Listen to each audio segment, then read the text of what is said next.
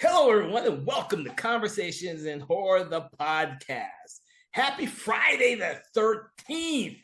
All right, we are doing a special episode of the show. And what better way to celebrate Friday 13th by doing a show on a sequel of the original Friday 13th? Now, if you have been with us for a while, you'll know that we've already done an episode on the original 1980 Friday 13th. So we are doing an episode on part two from 1981. And to do or help me try and understand the intricacies of this sequel is Dave Watkins. Thank you, Dave, for joining us on the show today. What's up, man? All right. So I know a lot of you out there are huge fans of the Friday 13th franchise, and then there are a lot more people out there who probably have barely scratched the surface on watching all these sequels that came about. Because I think most people have probably watched the first eight in a marathon at some point, I would think. I will not deny that I have watched them as a marathon myself. But the first eight, but after that, it kind of if you try to go past that in a marathon, you're going to be in bad shape, I think. Yeah, you're gonna be in bad shape. That being said, before we get into our kind of our background with this film in particular, I do have to preface everyone out there that the Friday the 13th franchise has never been one of my favorites. I kind of have seen them and didn't care for any of them really until part six, and then went back and had to watch them to kind of get myself kind of a leg up in there. That being said, if you've listened to our podcast on the original 1981, you'll realize that it's one of the most iconic franchises out there. One of the most iconic monsters or slashers or however you want to place them in that pantheon nowadays. Because I see little kids in Jason costumes every year. It's the craziest thing. But first of all, after I've said that preface, because I don't want to say I don't want anyone who knows my bias against the film or for the film. Just know that I haven't bothered with these films as much Well, as yeah, I guess it's for us to piggyback on that. I think that like to me, it's like there's three 80s horror movie icons. You got Freddy and Michael and Jason. And there's those are the three big ones. There's also like Leatherface and Pinhead and Chucky, but those are the three. To me, those are the three big ones. And Jason, as far as the way that he looks with a hockey mask, he didn't really get his shit together until the fourth one for the first time. He appears with a hockey mask in the third one, but not until like almost an hour into it. But they didn't really make him an icon until really the third one. But this one's interesting because of that. Yeah. Well, you know what? Part two is the one I remember the most growing up, more so than the first one or the third one or even the fourth one, and definitely more than the fifth one. Mostly because it had so many people in it, and they kind of, for me, this one had that ambiance where it was there. It's a campfire. They had that little campfire story about the legend Yeah. of Jason, and of Right, course, and they reused that in the opening of like part four. They do that in this one. This was an hour and 26 minutes long, and the first 6 minutes of it is a clip show of some of the scenes from the end of the third or the first one. yeah. But the thing is, I went to camp when I was a kid, and I always thought that was the cool opening to have that. I don't. Yeah. I have no idea if I watched these movies in order or not when I was a kid. I simply don't remember how I watched these films until part six came out. Part six came out, and I actually wanted to see that at the theater because the trailer was awesome. Alice Cooper did the song for it. It was a cool fucking movie. I never really kind of watched them closely before that movie came out. I don't know about you. I mean, Yeah. what kind of is your Well, I think as a kid, I was more aware of them in the mythology, not necessarily the mythology. I guess there's some mythology, but as far as like the chronological order of and the evolution of Jason, because for me, that was what kids were talking about was Jason, and that was what, the hockey mask Jason. That's what everyone's dressing up as, like you're saying. Um, and so I did see the first one first, but gotcha. then after that, it was probably the fourth one I saw first, which I think is to me, it's probably the best one. That and six are the two best ones. But the thing about the first one, and the first one's the only one that takes place at Crystal Lake for the main location of the film. Yeah. Every other one doesn't take place there, which is something that didn't really think about until watching this. This one actually takes place at a different camp altogether, like a counselor and training camp. It's a pack of something. Damn, I didn't write down. pack of. I didn't write down either, but I didn't know. You're right. I didn't notice it either until rewatching it. When I was a kid, I didn't pay any attention to the details of these films, and it's been a long time since I've sat through all of these movies. A long time. But when I was rewatching it, I started paying attention to that stuff, because what better way to do that than the show here? To be honest with you, these films are not films that were like, you don't watch them for critique and analysis. I mean, it's not. You don't study these films because they simply have a purpose of being slasher films, where people eventually in the franchise, people just watch them to see how Jason kills his next victim, and people care less and less and less about the victims as this series goes on. Well, I will say though, this one is unique. It is a little different than that, because this is the first one that has Jason as the killer, and they actually what's interesting about it, and also kind of frustrating, the end of the first one, the mom's the killer, Jason's mom's the killer, and she gets killed. Jason was dead the whole time. It's kind of like he was the kid that drowned in the lake, and the mom was mad that he drowned in the lake, and then she started like killing counselors. That was the whole thing, that he was dead. Here he's not dead, but they made a good call. They made a call that made a horror movie icon. But if you were thinking about it from the first one, if like say Tom Savini and the creators of the first one like thought they had like a movie that was self-contained, and it didn't need a sequel, and they thought they'd made a masterpiece, they thought they'd made like Psycho or something, you know. And even though Psycho has 3 sequels as well, but but no one knows about it. I mean, they don't think about the Psycho sequels, but they thought they'd made a film that was self-contained, and then suddenly someone's like, "Hey, Jason is now the killer," and they're like, well, "Jason was dead. He's the whole reason for the first movie to exist."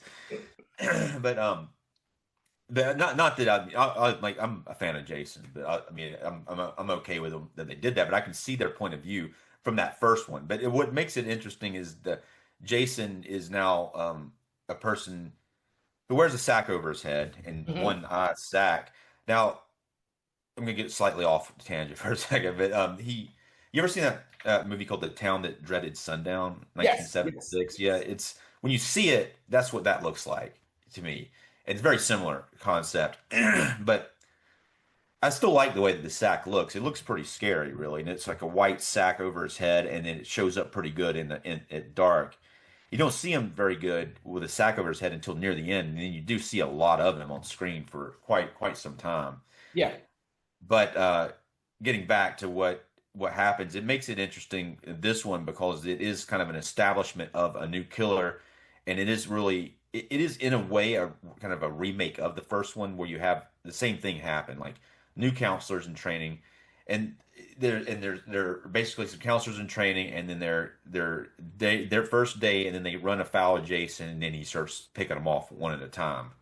And that's the crazy thing. I didn't realize that literally the movie only takes place in like 2 days. The first day when they arrive, and then the second day when they're all killed. It's like, what's interesting though, the second one, the third one, and the fourth one all take place like a day apart from each other. So they're all like the same type of, in a way, continuity. And those are like the 3 that have the most continuity than any of the Friday the 13th films. Yeah, when I rewatch the fourth one, I'll have to look into that, since we only did the Friday 13th. Well, I think yeah. Well, 2 and 3 are directed by the same director too. Yeah, Steve Miner, but Steve Miner only wrote the second one. I was like, why did he write the third one if he wrote the second one? Or maybe they were writing them simultaneously or something. I'm not sure. I thought it was kind of weird though. Right. Yeah. But I do feel, we'll talk about 3, I guess, in another podcast. But 3 and 2 are very similar to each other. They feel that way a lot because of I think the same director doing them. But there is some uniqueness to three. There's also a uniqueness to this one in that he has that sack over his head, and it doesn't show him for a very long time into the film. I do like the characters in this film. I do like the way the characters are written, like the counselor characters. So the one thing I didn't notice about this film that I don't think they did in later films is that you see a bunch of counselors at the very first day, Yeah, and for the most part, a lot of them don't even die by yeah, the end of the film. Even the one guy you think is going to die, Ted, who's like the person who lives in the area, who knows about the Jason legend and all that type of stuff, he's too busy getting drunk at the bar when they all yeah. had that last night out, and he doesn't die, and you're kind of thinking he will die, and he doesn't die. Yeah, well, that is very unique to this one. I don't think this ever happened in any other I ones. It don't does think so remind me either. of like Sleepaway Camp, like where there's a lot of characters and only like some of them die. But the horror trope that eventually happened in this and most of these films is everybody has to die except Mhm. for the last couple of people, and even like in say the movie Alien, which has similar scenario where like pretty much you see everybody on screen. They're all like counselors and they're all going to be killed. There would have been a lot of deaths in this scene in this movie had they all gotten killed because there's a lot of counselors in frame when it shows them all meeting.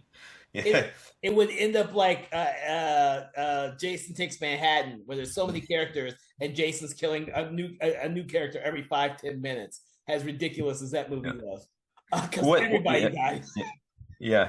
I like it too though that I do like that though. I like it. I don't. I mean, I don't like it I mean, the trope where everybody has to get killed. I mean, I think it's like I like it that some of the people escape death, and like half of them, if not more than that, because it was only like six of them stay behind or something, and then the two people running it like go out and drink, but then they come back and have to face him. But I do like it because they all basically they all the counselors go out and get drunk at the bar, and then they all stay out all night so that they're able to escape. Yeah. Getting slaughtered by So Jason.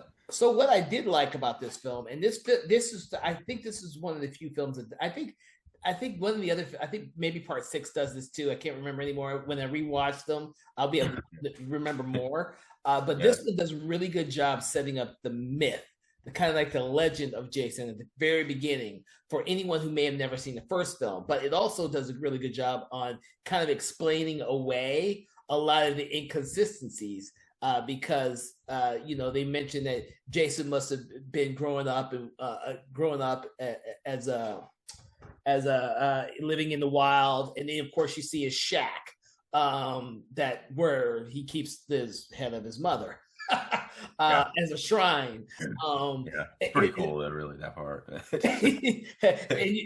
so that whole myth and legend thing kind of is built in this one, as opposed to kind of like what happens in the third film. And I wish I could remember the fourth one. I don't. Well, yeah, I remember the fourth one. That's my favorite, actually, or probably one of my two favorites. But the fourth one has it again. They basically re-show the campfire scene from this one. Did they? They show Okay. scenes they show scenes from all the other films, and they make it guess makes sense. I mean, within it, it's like they make it make sense within the first four films. They basically take everything and then they build it there. I mean, and even like going forward until they lost rights to it, they kind of kept it. They kind of kept it pretty good, and they cared about the continuity a little bit for a while. It wasn't until like maybe.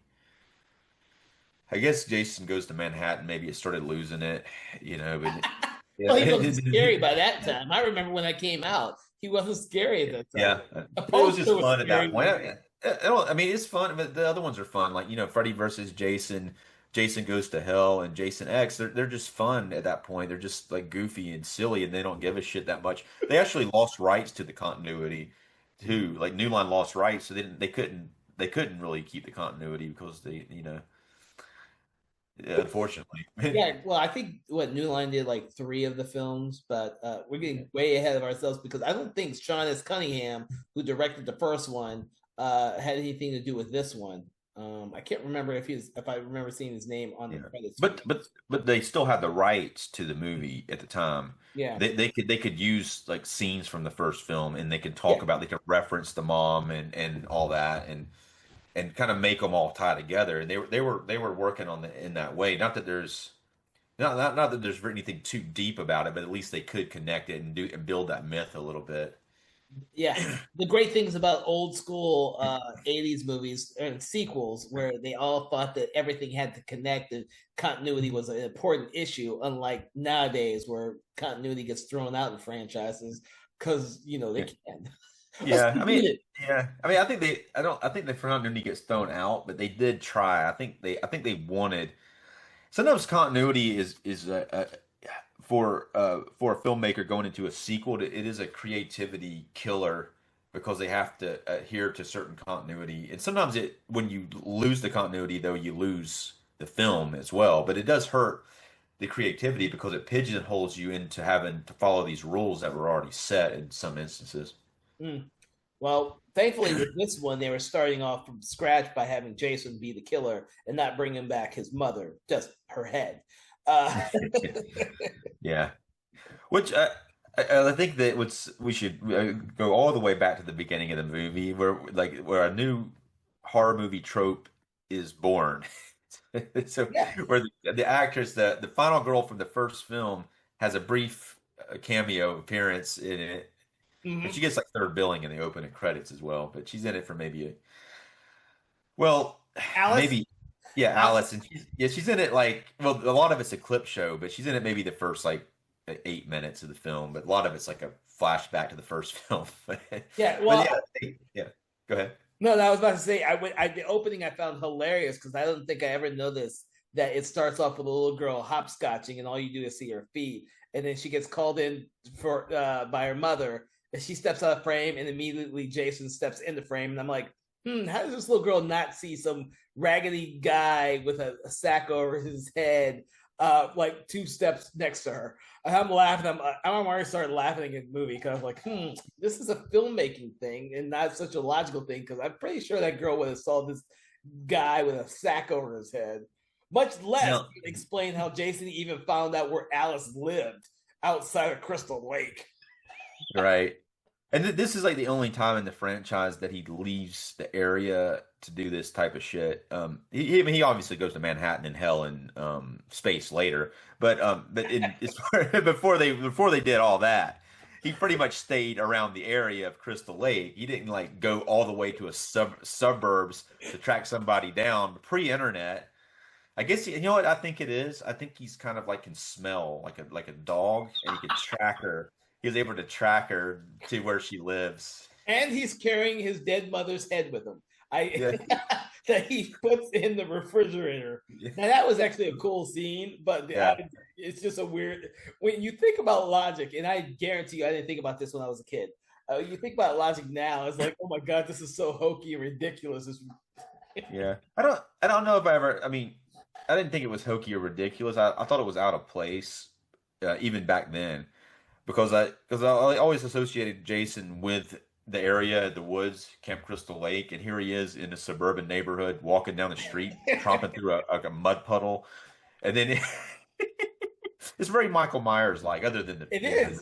shit. It's And very it's much like, like Myers. yeah, they're trying to be like Michael Myers. He shows up at the house. The house even looks a little bit like the Myers house, and she's in there on the phone, and but they basically made a new trope where the final girl from the previous movie gets killed in the first scene of the next film, Yeah. which is I don't like the trope very much, but I mean, I would like to see her. I would like to see this never happened except for the character of Tommy Jarvis, but they never brought like with a hero or usually like a woman from the previous film. They never brought the character back for a substantial part in any of the films. I mean, they did at least brought her back briefly for this one, but then to kill her. But then only most of the other ones, like the final girl, you don't see her again. But No. they always had plans to do it. The directors of each of the films like there was one like part 7 where she is like Carrie like got like kinetic powers and Hmm. fights and stuff, and they always wanted to bring that character back to play them again. They even wanted to bring the character back from the second film But when they went into the third film, it was just kind of like they couldn't really tie her into. They wanted to use the location Crystal Lake again. They actually wanted to put it in a sanitarium, and that would have gone. I think that would have gone south pretty bad, you know, because we've seen those a lot of times, like in sequels where the character who survives ends up in a sanitarium, and you don't know whether or not they're imagining the killer coming back or not coming back, and so I'm glad they didn't go that route. I think it would have crashed and burned earlier than it did. Kind of like Halloween Resurrection, who did that. Yeah. Oh But my God, Jesus, that's you're right. That's a trope that a lot of franchises eventually did adopt at some point. I Um, think I think though with this though, and what's hilarious, I think that the filmmakers didn't want to tell the same story over and over again about these teenagers getting killed by Jason, but that was like all the audiences wanted. That was all they gave a shit about, you know, and that's what I think that's what they kind of didn't understand because they were feeling pigeonholed. They're like, do we really have to write this again with these counselors? Like these group of like teenagers coming together and then like one by one getting killed by Jason, and it's like as I think as a I mean, I'm more about the plot now, but I think, I remember like as a teenager or even preteen, it was all about each of the individual kills and how he killed the person, and it's just like that was what mattered. Not like if they would put him in a sanitarium, it wouldn't have been cool at the time. I think you're absolutely right. I kind of think the filmmakers kind of adopted what they thought audiences wanted and craved, and that's what kind of dictated what happened in this franchise more so than Nightmare on Elm Street or Halloween. Yeah. It took a while between the third Halloween and fourth Halloween when they went back and said, "Okay, the fans want Michael Myers. Let's just do it." You know, Mhm. um, Yeah, and I think I don't think it. Yeah, I think that was always what fans wanted something which was really simple and it was really like easy to do, but filmmakers wanted to be creative. yeah, It's, yeah, yeah. it's like we got to do something. We can't just do the same shit again. But And I mean, I understand that too from a filmmaker perspective, but yeah. it's just funny when they don't understand the audience. But eventually they did. Eventually they did get it. They're like, okay, well, we got to do it again. We're gonna have to do the same shit again. That's the only way we're gonna make money. And they take him to Manhattan, and then they take him into space, and they, of course, get Jason goes to hell. So, Yeah, yeah. But oh, all of that though, I mean that I like those films, but I mean I think that they they didn't like they I don't think the fans like that idea. I know I kind of checked out with Jason Goes to Space. I eventually did rewatch it like for the first time maybe a few years ago, and I actually do like that film. I think it's friggin' hilarious and it's a lot of fun, but I think at the time it came out, I was really rejecting that they were doing that at that point. I watched Jason Goes to Hell. I was fine with it. A lot of people hate that film. Like a lot of people put that as their least favorite of the franchise. But it's like they did a really good job when they did the remake as well. I thought it was quite good. It's one of the better ones of the franchise. no, I agree with you on the remake. I was always surprised that they never made a sequel to it. And then, of course, Yeah, if anyone's listening and they know, the rights for Friday 13th were all screwed up over the last, I don't know how many freaking years. Thankfully, they finally have fixed that whole rights issue, who owns what and all that kind of crap. And so now they'll start making television shows and new movies, hopefully. yeah. That's what they're going to the TV show. They might get caught up in the TV show, and that might be as far as it goes. But Who knows? it, what's funny about this franchise, though, this one did really good in the theater. I think it made like 20 something $1 million with a $1.5 million budget, so it did Mhm. really good. They've all done pretty good. It's just I guess it was just kind of hard to keep the momentum going, and that rights issue, even like they didn't make a sequel The to the remake. remake because of the rights issue, but that one made money. It's just like they Yeah. had a real big issue with the rights and who owned it and who had the rights to do certain things. They'd always been struggling with that ever since. ever since part 8. Well, actually, it was earlier than that. I think it was. It may have been. Yeah, I'm trying to. I think it may have been part 7. They really started to struggle with the rights issue, not being able to bring back the Tommy Jarvis character again, who's becomes kind of like they have like the characters originally played by Corey Feldman. Every time he's played by a different actor, but Yeah. it's like the protagonist of the films that's only protagonist who's in 3 different films, played by 3 different actors. But they eventually they kept wanting to bring him back, but then they weren't able to. They're trying to make almost like an Ash character for the series. I mean, they really needed that though. I think for this series really needed like a hero character, and Yeah. it could have been any of the surviving characters really. But I think Tommy Jarvis is a strong contender. But even that the Carrie one would have been good. But I don't know if most of the other characters before that. I don't. I mean, they're mostly like I mean, there were women who were kind of equipped to fight him. I don't know if they had special skills to keep fighting him though. The protagonist of this one, I think she's a psychology major and she's like a counselor in training, but she does fight him and pretty good near the end of it. She's able to get away from him. She's able to outsmart him. She she finds his mom's from the stories that she heard. She finds his Yeah. mom's head and puts her sweater on and makes him think that she's his mom. So even this character could have like continued on, but then not in a sanitarium. They would have completely killed it if they did that. But yeah, I mean, it's hard though. It's hard. A lot of these sequels, even like in Nightmare on Elm Street, when they have the hero characters, like they had the hero characters from the third one, the Dream Warriors that I loved, the Dream Warriors. I thought that was fucking awesome. And Mhm. then the next one, they immediately kill them all, like almost like right, maybe 30 minutes they're dead before like the second act of the film. But I don't know, like these horror films, unlike The Evil Dead, they knew that the draw for the audience was the killer, and if they had these like the Evil Dead, they have Ash who's the draw for the audience, but he's against the Evil Dead, who's a lot of different types of monsters and not just Mhm. one specific monster. So I guess it makes it hard to have a returning character because you might lose some suspense about whether they're going to get killed or not. Of course, this one kind of right away makes you know that the returning character is not going to do too good. All bets are off. I think that Yeah. was kind of the impression they were giving with this film. Is like, even though you survived the first film, all bets are off. You don't know if you're going to survive, if you're going to bring you back for this one, so that the audience doesn't know who's going to live, and who's going to die.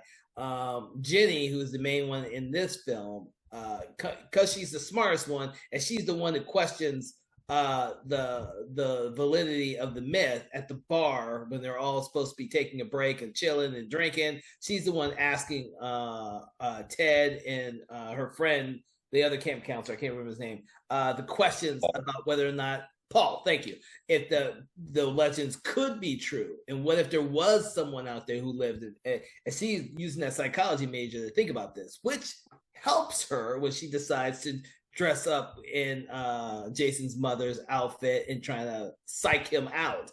And I think that's what makes her one of the stronger characters in this particular film, because none of the other characters are thinking like that. They're all thinking like, "Oh, summer job, Camp Kelson, woo, party fun." Yeah, yeah. And there's actually like there's a character in a wheelchair. His last name's Jarvis too, Mark Jarvis. Apparently that doesn't have any relation to Tommy Jarvis, who was in part 4, 5, and 6. But I think it's like they almost had that last name. Somebody they must have known had that last name, and they're like, "That's a cool last name.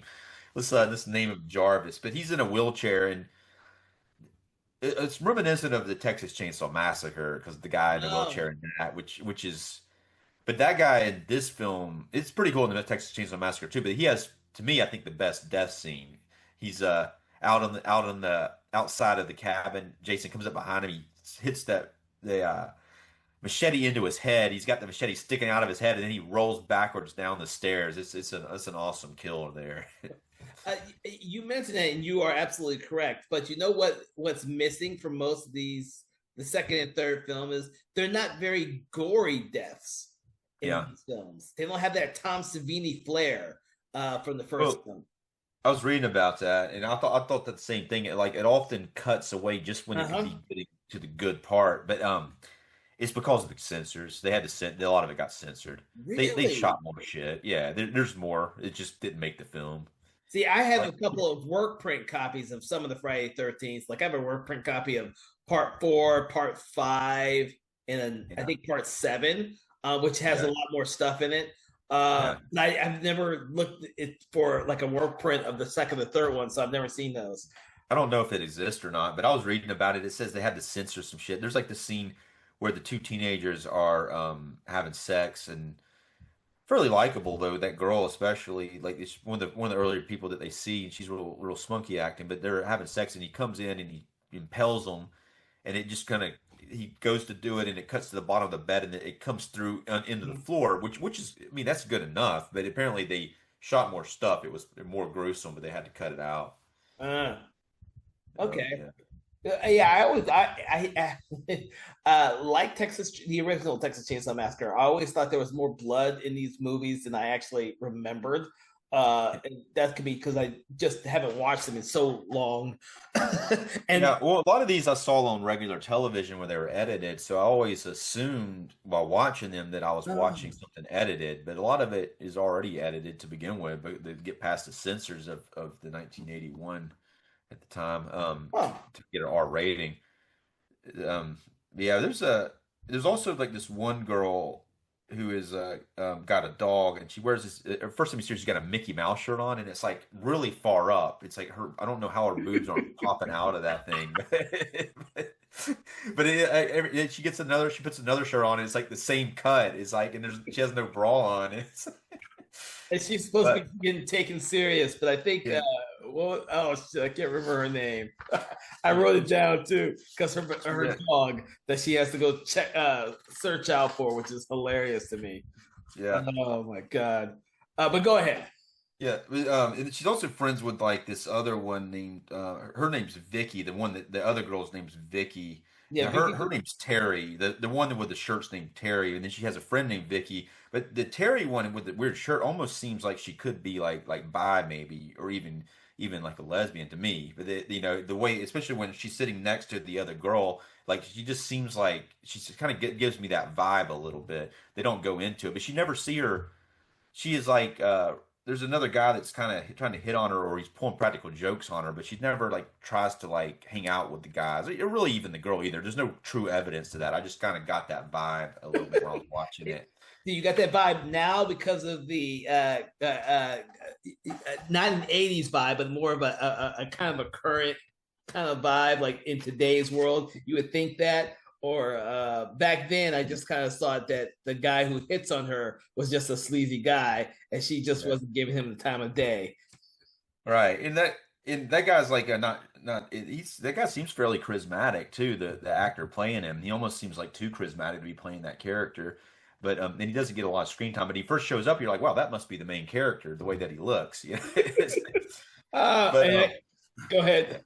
yeah, no, I was just going to say that now it is like her that guy does get caught upside down in a trap that Jason Mhm. has out in the woods, and and at that point she's going to go help him. But before that happens, she does randomly by herself decide to go skinny dipping. It's like takes In the all her middle clothes of the off. night. You would Yeah, think that she would be the character that would go skinny dipping in the middle of the night without another man or a female friend there, but she yeah, just does. yeah. It's for the camera. Yeah, But, yeah. but even it doesn't show it that good though. It's all profile or kind of even it's not even really back. It's more profile, but I would have like the way the shirt was. You would almost have liked to seen it come off from the front. I don't think we get stuff like that until the later Friday 13th films where they didn't care about nudity. I think Jason Yeah, X probably has actual nudity in it, if I remember correctly. yeah. But a lot of times they don't like. Even then, it's like they don't really. I mean, you can't show it for too long. The censors are gonna block it. They might have even shot more for that. But she comes and finds the guy hanging upside down, and she tries to help him. Comes back but before she comes back, Jason shows up and slits the dude's neck. And she comes back and he's dead. And then they really missed opportunity though. She turns around and he kills her, but it doesn't show anything. And Nice. She just yeah, screams. yeah, that was just a wasted kill, especially for that character. Not, I mean, I thought that, and then her friend, who is Vicky, Vicky. and that's something about this film too, where it's like Vicky, she's a very like shy kind of girl who's like more sensitive, and she could be the main character, and her and Jenny, or both, either one of them could have been the main character, and it would have been, it was fine for this film, but when it got into the third one and they did the same dynamic again, that was when it kind of would have been like, you should have changed the main character in the next one, kind of a surprise. But the way that they have these two characters, like either one of them, as it's going, could have been the main character until they're not anymore. Yeah, I kind of agree with you on that too, because she's the innocent one who's feeling attracted to the wheelchair bound character, Mark. Yeah, And you yeah, think that, yeah, and when all the other people get killed, before she gets killed, she gets to see a lot of the bodies of her friends, which is usually what happens to the final girl. At least that's the right. trope that becomes a cliche in a horror film trope. All the bodies disappear mysteriously, but at the very end, the final girl, all the bodies are revealed in front of the final girl before she has to fight off the slasher dude. That became the trope. But in this film, she's the one who sees most of the bodies beforehand. Right.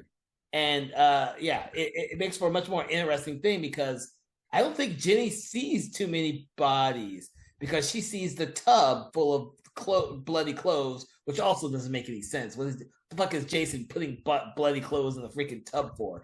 I just noticed that for the first time watching this, like, oh yeah, it doesn't make any fucking sense. He's spending time doing that, and it doesn't make any sense. Well, he had to wash them for later. I don't know. He's But not. she does see now. There's another returning character in the film, Crazy Ralph. Yeah. She does find Crazy Ralph's corpse Jenny does in the closet. But that character from the first one, who's the one that's like everyone's doomed and all this, he's Mhm. only in it briefly. He appears in I think three scenes plus the one he's dead. But yeah, but he dies pretty early. It's like but basically any of the returning characters get killed for the most part. Mhm. But a lot of that too helped with him getting killed the way that he gets killed, because like you can't start killing off the counselors yet, because then they start noticing something's awry. Yeah. And if you kill off people they don't give a shit about, if they don't even know or hanging around, then you can kill people without drawing attention to everybody else. So, I mean, that's a script writer thing, but it's like Yeah. you gotta like as you gotta pace it a little bit, because once somebody's killed who's part of the group, then they're like, where the hell did they go? And they start looking for them, and then it's a whole other thing, all of a sudden. Except for in the very first Friday 13th, where the counselor is killed on the road, and Yeah. then the rest of them just don't realize. They just say, "Oh, she hasn't shown up yet. She never shows up." Well, I think that's a pretty common thing. People are oftentimes flaky. Like if you're in a Yeah. situation like this, like somebody's going to flake out. You have that many people showing up. You're probably going to have one or two people just not show up. Yeah. It's Yeah. yeah. So it's like, okay, fuck them. Their loss. Oh, They're geez. not good. So,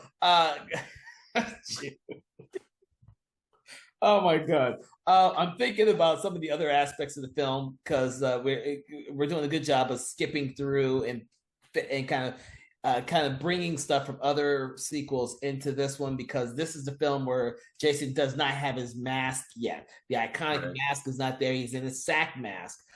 Do you think that whole sack mask was effective for the second film, or do you think that it didn't really become effective until he got the hockey mask? Because that really makes this either scary or not scary for people who may or may not have seen this film before. I think that people are going to be disappointed if they don't know about the sack mask. I was when I was younger. I think it's scary looking though. It's not the hockey mask for sure. And the actor playing Jason's much smaller than the actors had him playing after this. He's Mm. a smaller dude, but he not that he's not scary.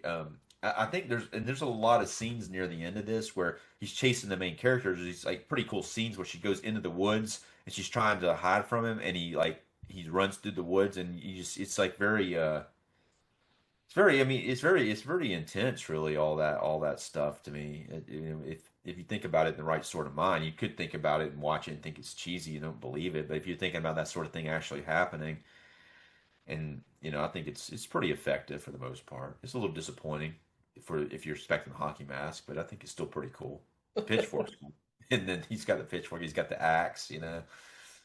Well, what's very interesting about this film is that when I was a kid and I saw this and saw the first one, and the first one doesn't have Jason, and this one, um, I remember at one point, and this could be the first couple times I saw the movie, I kind of didn't really think it was Jason, to be honest with you. It could have been anyone in the freaking woods who just was a hermit in a fucking shed somewhere. I mean, until you see like the mother's head in the shrine, which they keep hidden for a huge amount. What's the first person who walks in there?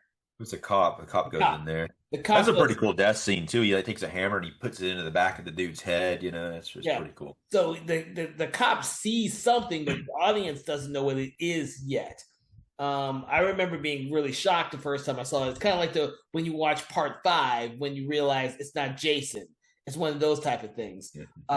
Where He just ruined part 5 for everybody. I don't think I ruined Part 5 ruined part 5 for itself, I think. uh, but that's kind of like the concept I had when I first watched this. Now, for years, I think up until part 7, not part 8, part 7, I did like a little marathon of these movies, but they were always in the background, so I never paid any real attention to them really. Part 6 and 7 were the two that I actually really liked a lot. Yeah. Uh, Yeah, I agree with that. Those two are very strong ones. so the everything before that was kind of like, oh, okay. As a kid, when you're a kid, you always want to watch them all. You just don't want to watch like part 6 by itself. Yeah. You was I gotta watch 5 other ones to get to part 6, and I know I paid no attention to part 5 because I knew that wasn't Jason. I was like, we'll play Yeah. it, but I'm not gonna pay any attention to it. But I like a lot of the stuff that's in this one, despite the fact that Jason has a sack over his head, and I don't have that suspension of disbelief like I used to when I was a kid, which you kind of miss, and so I kind of wish or would like to know what someone watching this for the first time was thinking about when they saw part 2 after watching part 1, because having a sack mask Yeah. is a very Yeah. scary notion. Yeah. He gets the hockey mask in the third one. You don't really see him get the hockey mask. He just appears with it on. Right. Yeah. Well, he gets it from one of the characters in the Yeah. film, but you don't see him put it on. You also don't see the sack mask in the third one either. They take it off. They take it off his head in this one Mm-hmm. at the end. And his Jason looks like that character from the Goonies. What is the name of that character? Like that. That Chunk's like friends with that Yeah, I they was about to, find. I can't remember Jack. his name. I know what you're talking about though. Yeah, Yeah, he yeah, looks yeah. like that's really good. Yeah, that's a really good point. He looks very much like him, except with more freaking hair on his. Yeah. Which always looks.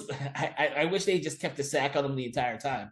Yeah, well. In this one, you only see him briefly without the mask on, and you see him. It's really a dream sequence, which may or may not have happened. But there is something really weird that happens at the end of this film with that dream sequence.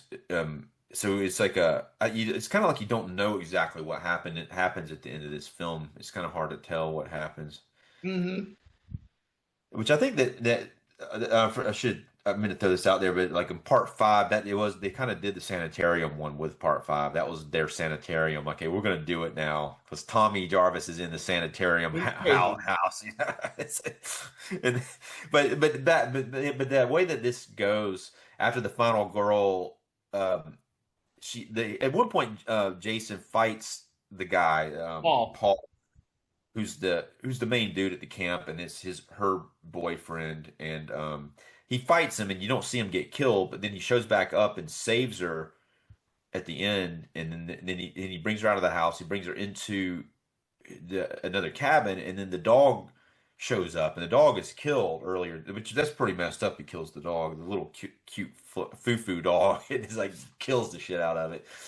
And but the dog shows back up, and it's like, wait a minute, when that dog killed, and then he busts through the window, and then she wakes up, and all that was a dream, and she's on a gurney, and she's killed Jason, it seems, but And has she Paul, really? yeah, and they don't mention what happened to Paul because she's still thinking Yeah, that Paul was alive and she's calling out for Paul. So you're right. Very the dream aspect could be that uh, Paul really did die. Maybe who knows? But that's yeah, sort of the question that the film leaves for the audience. Like you don't know what we're playing with you. You know, yeah. you don't know what's Yeah. going on. She could go crazy. She could be nuts. But it's ending very much like the first film ended with Alice being carted away by the ambulance, and she's being carted away by the ambulance. And who knows what'll hold for the third film? So Yeah, yeah, it was like it is kind of like they were trying this for a little bit, I think, with most of these. It was kind of like the Nightmare on Elm Street ending when you don't know what happened and what didn't happen. mhm. The way that that one ends. It seems like they do that, especially in the first three films of this series. It was like you just don't you can see kind of what could have happened, but you don't. Some things are left unanswered, or like how certain things happen. How did she defeat Jason without the help of Paul? Mhm. And and if Paul died when Jason kills him earlier, or when Jason attacks him, if he died during that scene, how did she defeat Jason, and how did she end up on the gurney to be brought out of there? But you know, questions that will never be answered. They would know. Well, yeah, you could always ask Steve Miner what the hell was going through his brain when he wrote the damn thing. Uh, Yeah, but yeah, I'm sure I'm sure it wasn't even him for that. I think they probably had to reshoot the ending several different times. They almost always have to do that, and they probably had it a certain way, and then they shot different endings, and they probably put them together to. I mean, it's kind of cool though in a way that you don't know exactly what happened or how it went down. It is kind of it makes it like a kind of open ended in a way. but though it adds to the myth and the folklore behind Jason, I think. Yeah. Um, I think it adds to all of that. I mean, the third film goes even further with that whole concept. But I think this film by itself, I think the sack mask was scarier. It ends on this really weird dreamlike sequence, and then you don't know what the hell to expect for the next film if there is a next film. Hey, it may not even be Jason killing people in the next film. It could be someone else. Who the hell knows? But we all know because it came out a year later. Yeah, well, yeah, like say it could not, it could be someone else other than Jason because Jason died as a young boy. It also like leads to like maybe it is intended to be a supernatural thing. They obviously eventually get there. They eventually get to this is a supernatural character, but at first they try to make it like he's not, and you can kill him, but he keeps coming back. But it's kind of left open ended with that, whether he's supernatural, not supernatural. Was he killed as a kid and somehow came back to revenge his mom's death? So, yeah. I mean, that's the gist of it, really. I mean, the first film is his mother avenging his death, and then the second movie is him avenging his mother's death. Yeah, they both have very interesting ideas about who they need to kill. That I remember, like when I was younger, it used to be like they're only killing the people who are doing drugs or having premarital sex or whatever, but they don't care who they kill. They're going to kill who's ever there. It don't matter, you know. It doesn't matter. Oh my God, you're so correct. That was something that came much later in later slasher films, but this was the earliest 80s, 1980, 81, 82. These films right here were like before there became a slasher trope. When they were building the slasher trope of these movies. Yeah, I think that one thing that and this is played pretty good in some of the other ones, especially part four, when when Jason like gets distracted by something, especially like the mom, her acting like she's his mom, and later on Corey Feldman's character, he's playing Tommy Jarvis, tries to act like he's a younger version of Jason talking to him, but that's like it's an interesting way of stopping Jason in a way because it kind of messes with his psyche. What Mm. do you think about Jason as far as do you think he's like an asshole or what do you think? It's hard to define Jason before he becomes a zombie in part six because essentially he's a kid who is an invalid or a mentally disturbed, not mentally retarded kid or something is mentally wrong with him, Yeah. and he watches his mother get decapitated. So kind of like the story Ginny is told by Paul during the campfire. Ginny, Jason has watches his mother get decapitated, and what does that do to a person? And in this takes place 5 years after that incident. He's living in the wilderness by himself. He's living in a shack by himself. And what do you think he's doing? He's getting revenge on anyone who comes around that campgrounds near his home, so to speak, because they're not at Crystal Lake, and the events in the third movie don't take place at Crystal Lake. They just take Right. place around Crystal Lake, so it's Yeah. all his territory.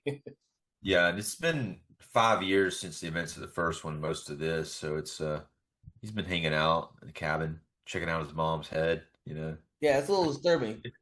Yeah, he's been hanging out with that mummified head of his mom.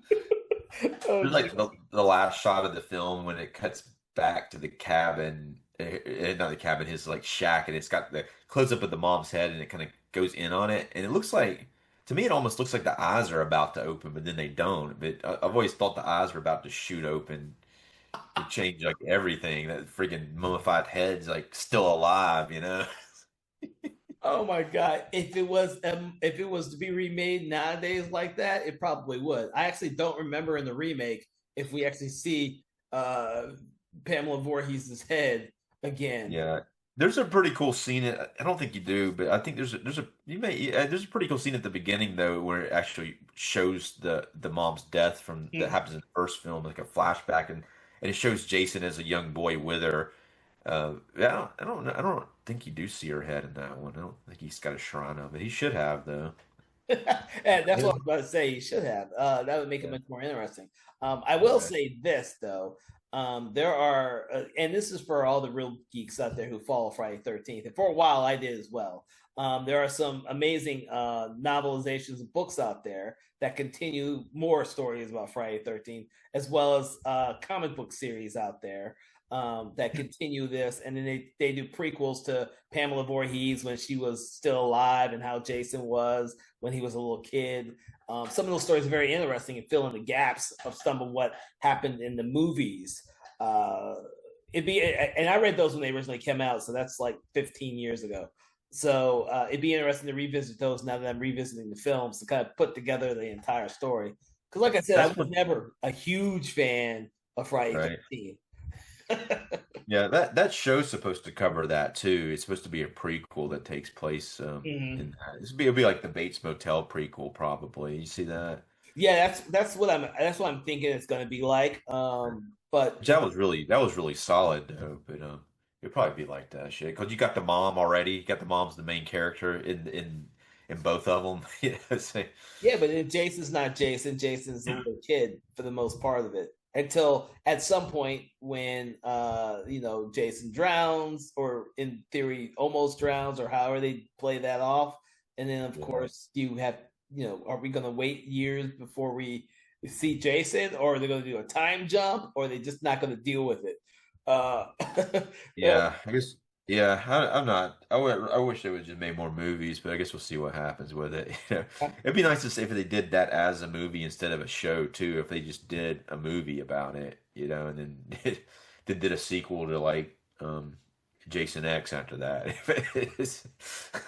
well, the thing is that right now with the way the franchises are being done and rebooted multiple times, like Texas Chainsaw Massacre, it would be real easy for someone to go out there and do a sequel to Part Seven. Well, not really, because Lars Park Lincoln has Yeah, passed away unfortunately last year, I believe. but yeah, yeah. But you could do a He was sequel. well, yeah. I mean, and Terry Kaiser's in that film too. Did you see that fan film they did of that? They had her and Terry Kaiser back in it. That was I have not. I don't think I haven't seen the one that they're in. I've only heard about the Never Hike Alone. You know, Uh, right? That's the one that has Tom Matthews in it and played Tommy Jarvis in the in part six. yeah. But They, Yeah, he was my favorite Tommy Jarvis. You know, Yeah, yeah, yeah. I like Corey Feldman, but I like him a lot from Yeah, yeah, I agree. Living Dead. I agree with that. And I always liked him from the Return of the Living Dead Yeah, parts. It's just, and first Return of the Living Dead, but yeah, yeah, it's definitely my favorite Tommy Jarvis. The fifth one was kind of unremarkable. I don't think he sucked, but he just didn't. He wasn't Tommy Jarvis for me anyway. no, I agree with you. No, he just wasn't. Yeah, and that's why I skipped that one so often after I realized it wasn't the real Jason. Um, Or the real Tommy Jarvis. the thing is, well, it happened. Now we went off on a tangent. I can't remember what our original question was. Um, We got off into like the series. You've been talking about the prequel to the oh yeah, I think they could do this. I think, and I truly do wish and hope that the rights issues have been fucking figured out because yeah. it's a shame that they never did a sequel to the remake. The remake was really solid. It was really good. It was one of the rare ones that was actually pretty fucking decent. And they kind of crammed in a lot of stuff from these first couple films into a Right. solid remake. Um, I I don't have much hopes for another prequel series. I mean, that's as bad as there's just so many of these prequel series to famous film franchises that either work or they don't work. To Right. be honest with you, the only one I thought worked for me was the Hannibal series, mostly, and the Ash That, that Evil Dead. That's about it. right. Even the Hannibal series, I loved that for a while, but it kind of lost steam after a little bit. But it was solid though. I like that one. I even like Bates Motel, but it's Bates Motel is a little different though, I think, because you had an actor playing like Norman Bates younger who wasn't like who was able to handle it, to handle the what was going on with it. And not saying that this one's they're obviously going to cast somebody who can do whatever the hell they need him to do, but I just think about Jason isn't Norman Bates. You know, Jason is a friggin' psychotic killer that doesn't say anything. It just kind of like they do a prequel of Leatherface and Leatherface as a kid. It just like it doesn't work that good. Oh, but was that the Leatherface movie where you're not sure who Leatherface is until the very end? I don't know, man. Just the idea of Leatherface being a kid and becoming Leatherface. I don't know, man. It might be. I mean, I don't know. We hadn't seen it, but I'm just kind of I don't feel it just hearing about it. I'd rather see him do something else with the franchise, like continue forward instead of backwards with it. Well, unfortunately for us, we're hoping that will happen. Friday 13th kept its continuity for a really fucking long time, pretty much. Uh, at the end of each beginning of each film up until part eight, kind of was continued from whatever the hell happened to Jason in the previous one, and that was a Right. good way of doing that franchise for a very long time, until it was rebooted by New Line with Jason Goes to Hell. But even with those, the what Jason Goes to Hell, Jason X were the New Line Cinema did, Yeah, the Freddy um, versus Jason. and Freddy versus Jason. They were still continuity wise, they still were solid. They just didn't take place directly after the previous one. They would be With the years after Yeah, that. with the continuity, the Freddy versus Jason takes place between Jason Goes to Hell and Jason X, but they were shot out of sequence, but it has to take place between them, or there's no continuity at all.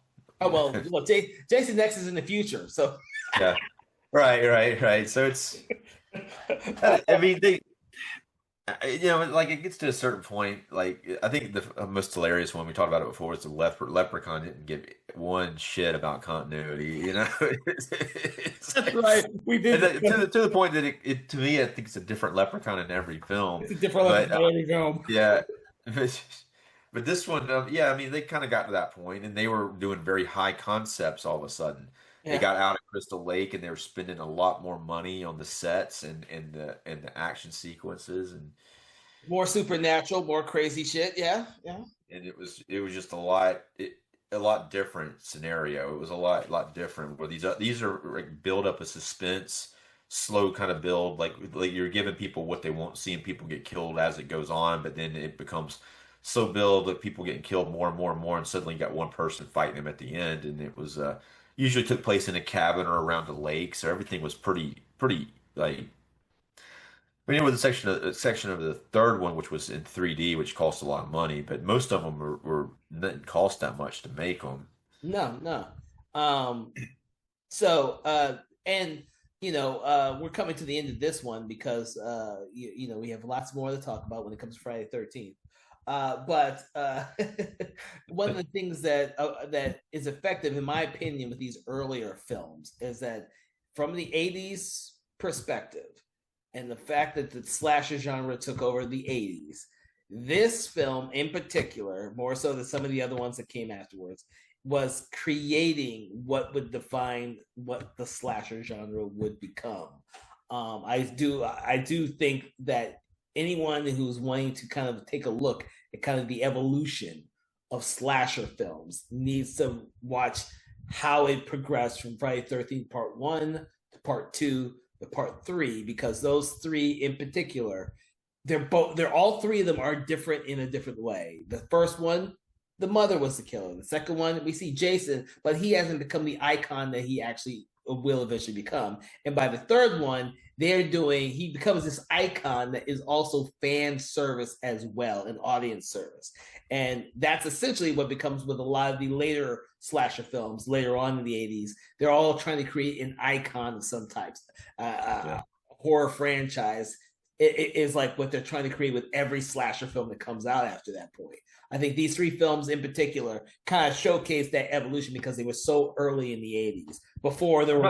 Yeah, yeah. I'm not even sure that they were trying to create an icon. I kind of No, feel no, like they it weren't. happened, naturally Yeah. throughout, and by mistake in a way, Oh no, no, they're definitely by mistake. Definitely by mistake. But if you're wanting to see that evolution, you watch these three movies in particular, more so than say, I can't Nightmare on Elm Street, which came later.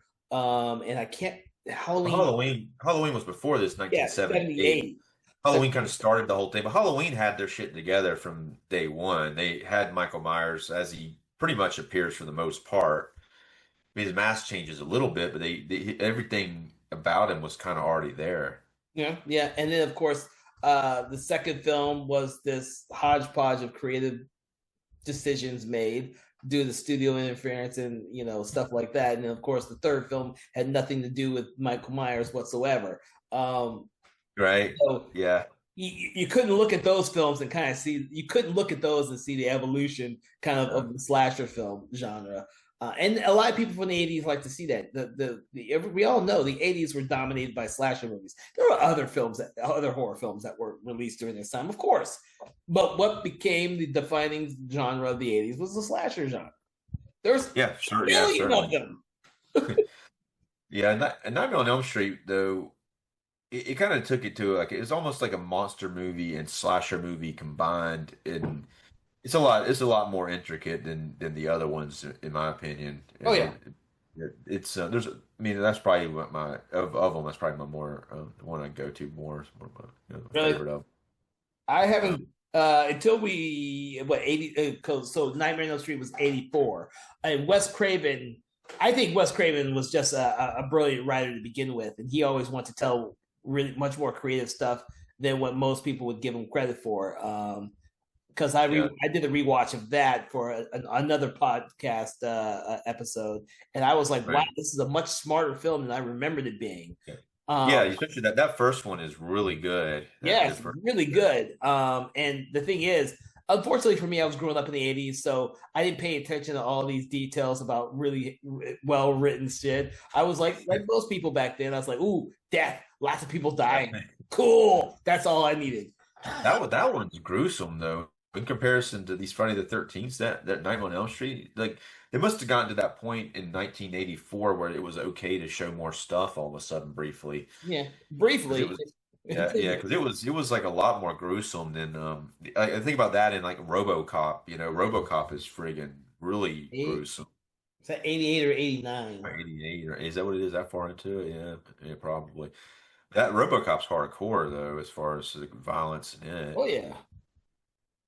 Yeah, it's graphic. It is 1987. Yeah. 87. See, I thought Yeah, think about like But it's weird though because you look at these, someone's just riding their asses, I think. But the Friday the 13th Part 7 was heavily And censored. yeah, I mean, I don't even like the way that it's edited now. It's one. It would be a lot better, but the edits look like a television edit. It's like you're watching it. It looks like it's edited for television. Like someone's about to get killed and it just cuts. It's like what happened? I don't even know if they really died or not. What's going on? You know?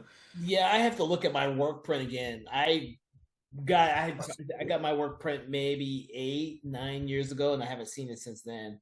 They have yeah, on YouTube you can actually watch the deleted scenes. Now some of them are probably better. They're deleted, but some of the stuff would added a lot to it because it's just so. It's just weird to me when like when you see something that you just if you don't know if it's not obvious that the person died in the scene because they had to cut something out. I mean that's not cool. You know you need to see the person. You need to know that they really died because a lot of times in these films, like they'll come back if they like say for Paul. You don't see him get killed, and you also don't see that other girl, not Vicky, Terry. Terry get killed.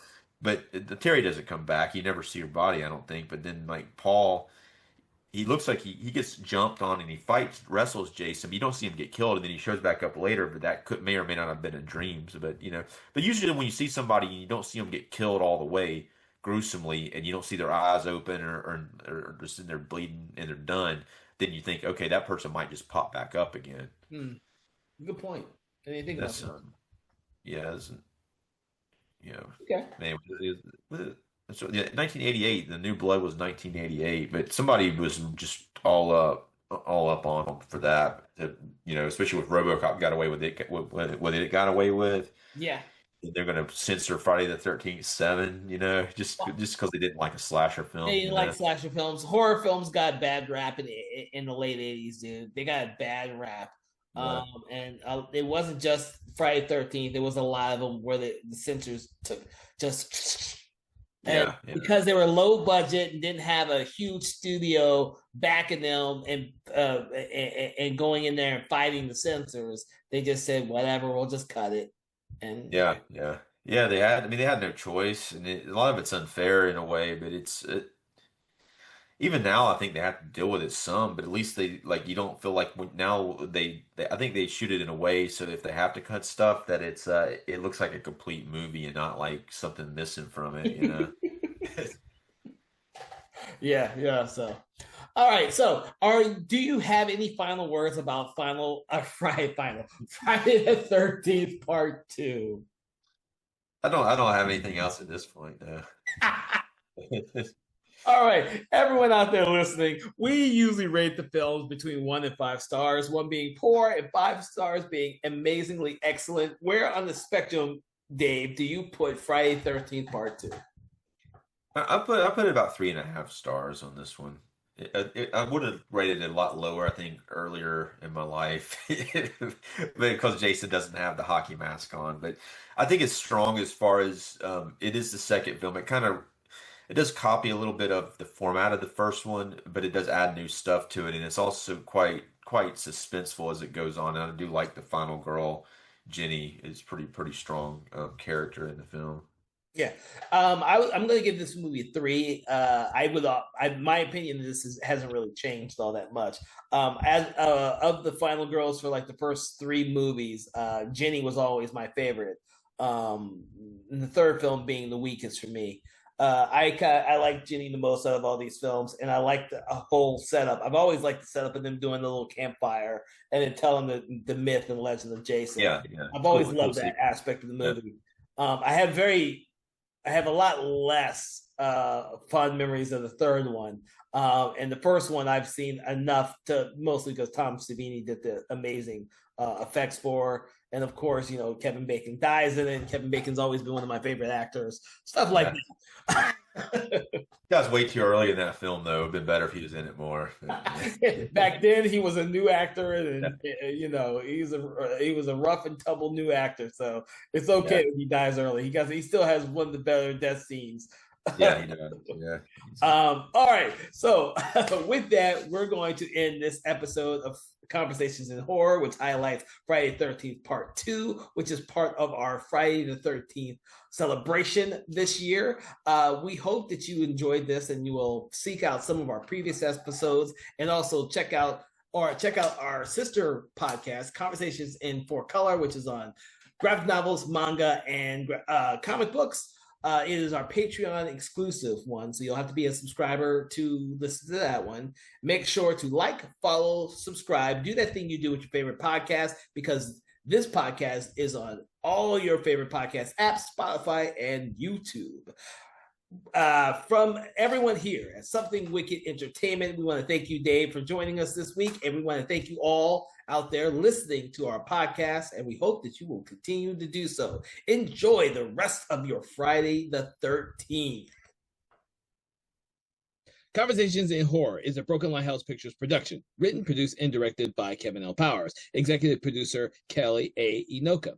All contents and material from this episode of Conversations in Horror is copyright 2025 Broken Lighthouse Pictures.